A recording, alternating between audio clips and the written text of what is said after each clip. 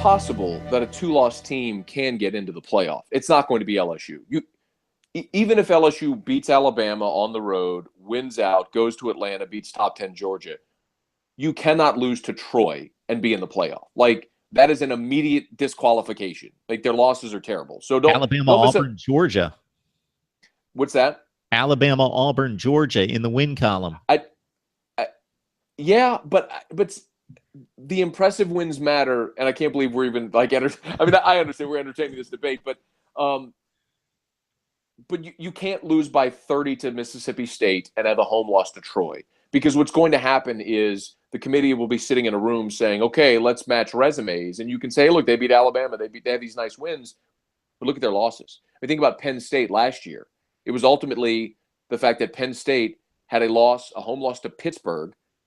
Even though they won their conference, they were left out over Ohio State because Ohio State had gone on the road had gone on the road to Norman and beaten Oklahoma, and then their loss was a good loss to Penn State. So, I mean, the committee is going to weigh are your losses acceptable losses, and LSU's aren't. So that again, I can't believe we're even entertaining the conversation, but it.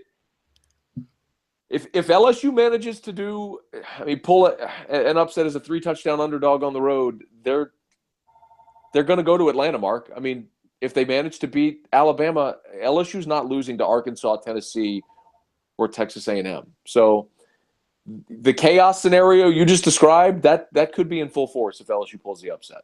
That would be phenomenal because, as you know what the national landscape and what the conversation is concerning the certain teams that are lined up in the certain conferences. And then people start to try to pluck, okay, who's the 2-loss? And Auburn is the very first 2-loss team that comes up because, they've got the Iron Bowl in front of them and they've got a higher number in front of their name.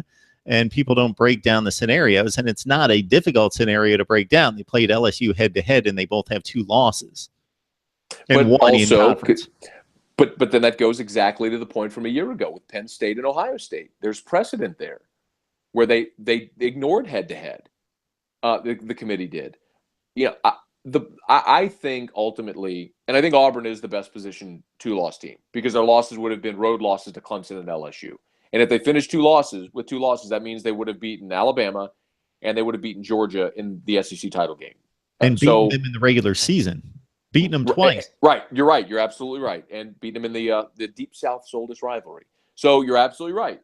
So I think Auburn is the best positioned 2-loss team to make the playoff. I don't think that's going to happen. But of the 2-loss teams, if we're having that conversation, Auburn is the best position.